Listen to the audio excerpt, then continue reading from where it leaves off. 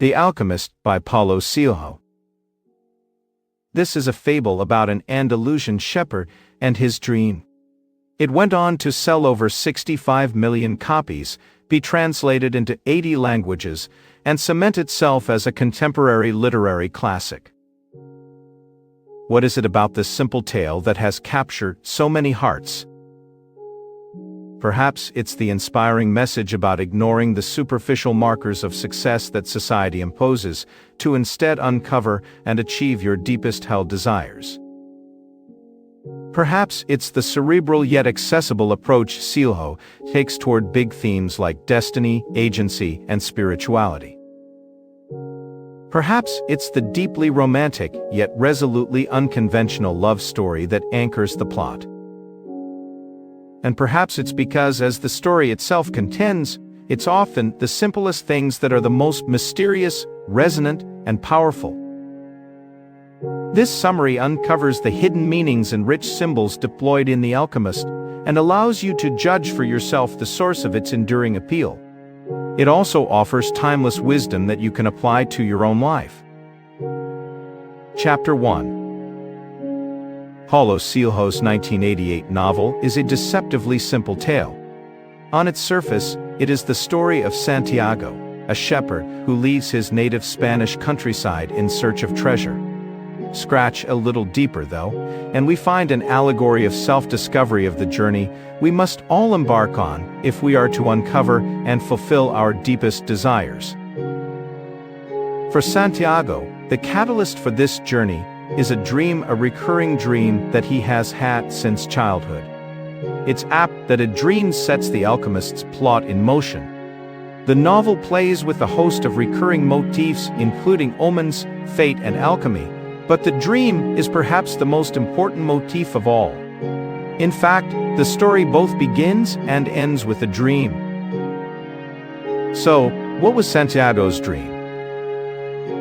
Let's first set the scene. The details here will be important later on. Santiago has had a long day tending to his flock of sheep in the hills of the Spanish countryside. He searches for somewhere to shelter for the night and settles on an abandoned church.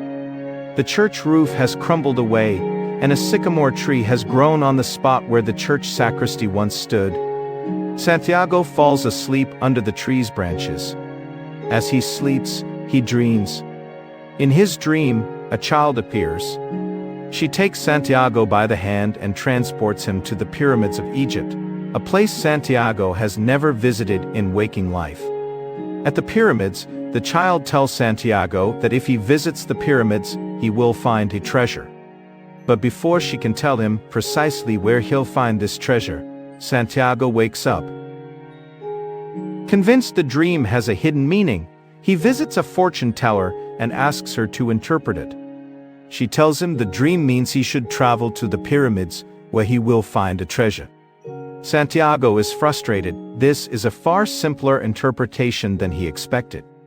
But the fortune teller reproves him.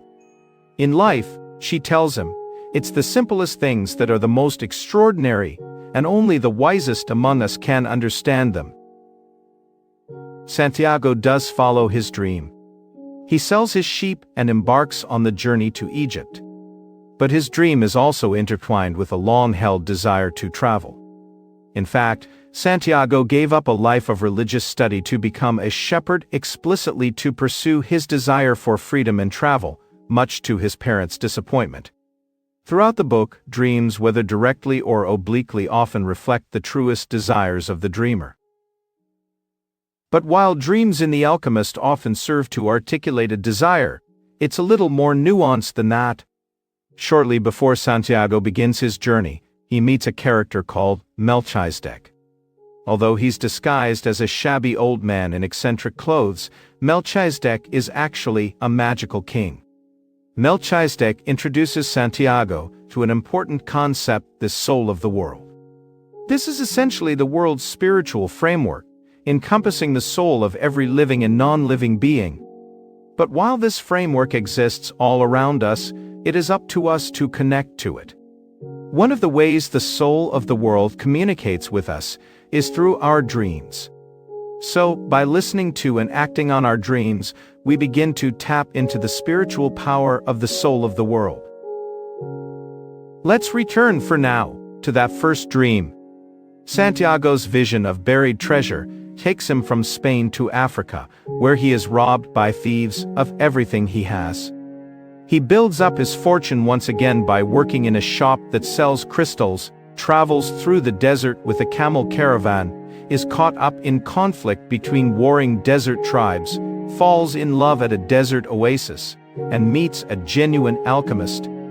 At every step, there are distractions, both positive like love or wealth, and negative like conflict or hardship, that threaten to sway Santiago from the pursuit of his dream.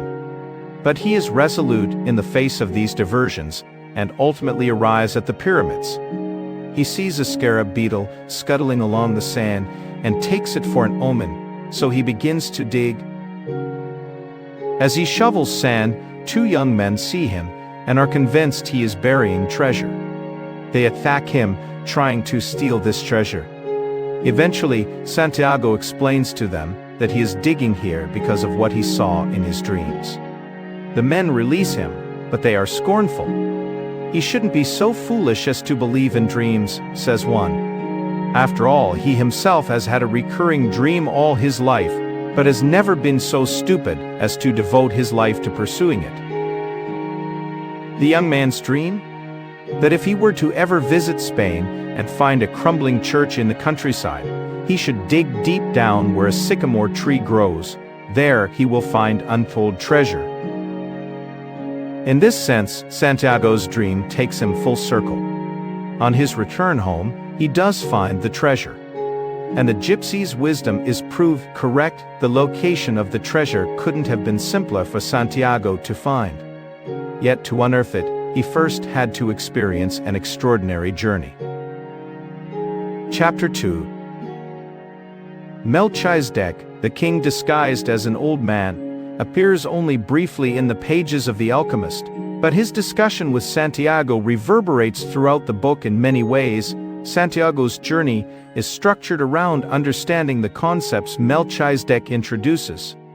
We've already discussed the soul of the world, but Melchizedek also tells Santiago he needs to uncover his personal legend. Everyone, according to Melchizedek, has a personal legend. It's the thing you truly want to accomplish. But few of us ever achieve this. When we are young, our personal legend is very clear to us. As we grow older, though, most of us absorb society's message that our personal legends are simply too hard to attain, and that we should focus, instead, on living safely and comfortably. But if they put their mind to it, says Melchizedek, anyone can achieve their personal legend. They just need to desire it enough. Because if you really desire something, that desire is not yours, it is a desire that has originated from the universe, and the universe will help you accomplish it. On his travels, Santiago meets two more figures connected to his personal legend. The first is an Englishman whose personal legend is to become an alchemist. Santiago and the Englishman have very different approaches to pursuing their respective personal legends. Santiago studies the world around him. The Englishman immerses himself in books. Traveling together in the caravan, they quickly become friends, but they also challenge each other. From the Englishman, Santiago begins to understand the importance of study and reading, but the Englishman has perhaps even more to learn from Santiago, who shows him that life and experience are richer texts than any academic book. The second figure is an alchemist. When Santiago meets him in a desert oasis, the alchemist explains that he has succeeded in becoming a true alchemist, someone who can transmute material from one form to another, including transmuting metal into gold by living out his personal legend.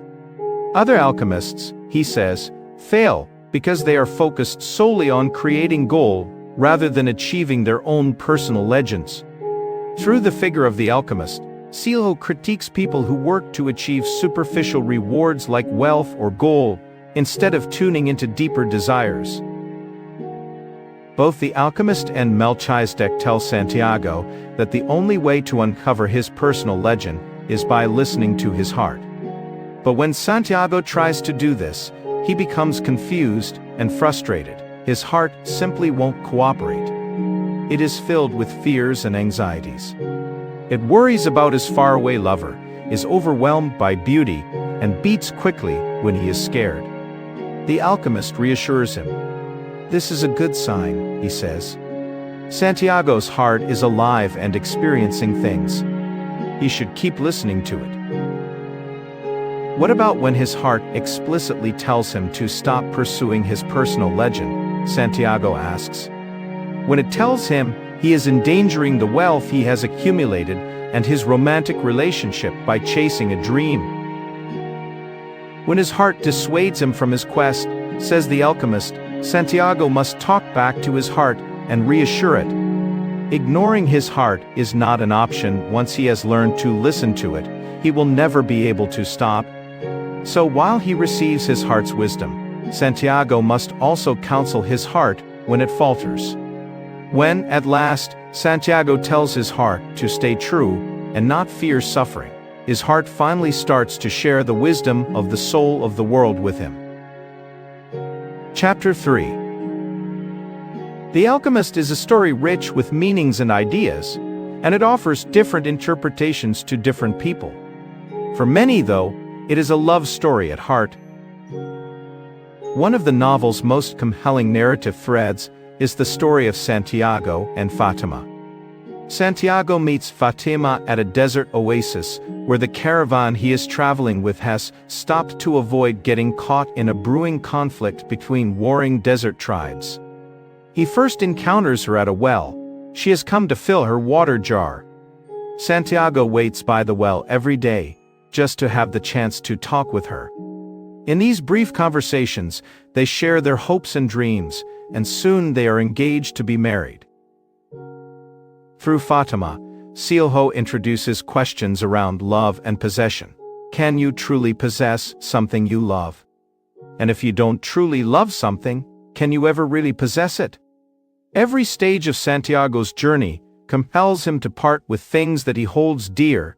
In one way or another, his flock of sheep when he leaves Spain, his accumulated fortune when he is robbed on his arrival in Tangiers, and eventually the gold given to him by the alchemist at the pyramids. But the hardest thing to part with is Fatima. Santiago wonders if he should really be pursuing his personal legend if it means leaving her behind. Isn't she part of his personal legend now too? Fatima sees things differently. Fatima tells Santiago to continue on his journey to the pyramids. She has always dreamed that the desert will bring her a great gift, and she sees that gift is Santiago. She has become part of his personal legend, she tells him, and if that is meant to be, she will still be here when he returns. She is a woman of the desert and knows that men must leave in order to return. She also knows if they don't return, their soul has simply moved elsewhere into an animal or a sand dune or some other element of the soul of the world. The alchemist reinforces Fatima's perspective. If Santiago stays in the oasis, he says, it is because he does not trust in his love for Fatima, because he does not trust himself to return if he leaves. Leaving Fatima and then returning to her is the purest way that Santiago can express his love for her. Love, in the broader sense, also plays a large role in the story. Silho is interested in the love that is embodied in the universe. The scene where Santiago must prove to suspicious tribesmen that he is indeed an alchemist is a striking embodiment of this. The alchemist tells them that, in 3 days' time, the boy will prove he is a true alchemist by transforming himself into the wind. Santiago has no idea how he will manage this. But he has learned to speak the language of the universe. He asks the desert to transform him into the wind. He tells it he is in love with a woman and would like to travel back to her in the form of a desert wind. The desert says it can't help him, but tells him to speak to the sand, which tells him to speak to the sun. In the language of the universe, Santiago talks of love to all of these natural elements. None have the power to help him. Santiago understands, then, that these natural elements, like him, are simply trying to follow their personal journeys. He is one with them. This realization, unfortunately, does not turn him into a gust of air. But the desert, the wind, and the sun are so excited by the talk of love and the universe that together they create a dramatic desert wind. In this moment, Santiago becomes a true alchemist. Chapter 4.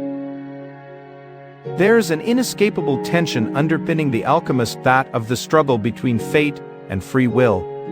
If our personal legend is predetermined by the universe, why do we have to struggle so much to accomplish it? Conversely, if we fail to achieve our personal legend, shouldn't we blame the universe for this failure rather than ourselves? Santiago grapples with these questions over the course of the story. In the end, it's a discussion with a camel driver that resolves his internal conflict. But before we get to that, let's touch on another central motif: omens. Omens, in The Alchemist, are the universe's signposts. They're objects or events freighted with meaning that can guide us down a path or give us a glimpse of the future. The story is bookended with omens. At the outset of Santiago's journey, Melchizedek gives him 2 stones that will help him interpret omens. When he reaches the pyramids, Santiago interprets the scarab beetle as an omen, showing him where to find the buried treasure. But the most significant omen occurs when Santiago sees 2 hawks locked in airborne battle. He understands this is an omen foretelling that an enemy tribe will attack the desert oasis where he and his caravan are resting. This turns out to be right.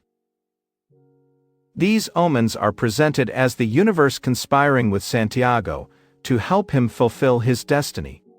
Moreover, the phrase maktub, meaning "it is written," is uttered by characters at turning points along Santiago's journey, suggesting that the contours of Santiago's path are predetermined by fate.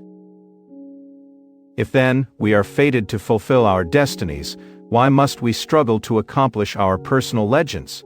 Why do so many people fail in their attempt? What is meant to be will surely come to pass, won't it? Let's return to the camel driver. After he has seen the omen of the hawks, Santiago shares it with the camel driver. This camel driver has visited many seers in a bid to know his future. The wisest seer, he tells Santiago, said that no man can know the future, only God can. Seers merely guess at it by reading the omens of the present. Paying attention to the omens around us allows us to improve our present and shape our future. In other words, the secret to fulfilling your future destiny is living attentively in the moment. Conclusion. Let's finish with a brief recap of the events and themes of Paulo Coelho's novel The Alchemist. Santiago, an Andalusian shepherd, decides to journey to the pyramids of Egypt after an encounter with the mysterious King Melchizedek convinces him it is his destiny to pursue the recurring dream he has had since childhood. Along the way, Santiago experiences setbacks and distractions. He is robbed and must rebuild his fortune by working in a crystal shop. A desert conflict impedes his journey. He meets an erudite yet inexperienced Englishman, and he falls in love with Fatima.